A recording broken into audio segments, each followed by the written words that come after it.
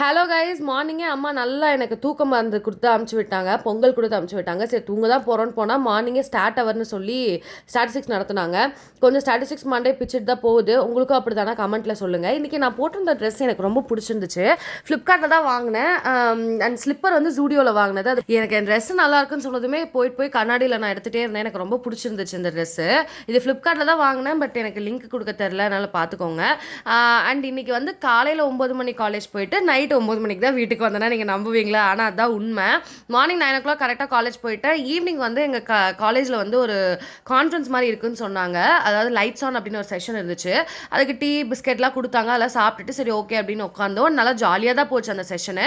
கரெக்டாக காலேஜ்லேருந்து கிளம்புறப்ப 7:10 சரி அப்படியே சாப்பிட்டுட்டே போயிடலான்ட்டு சாப்பிட்டுட்டு கிளம்பலான்னு பார்த்தா மழை பிடிச்சிக்கிச்சு.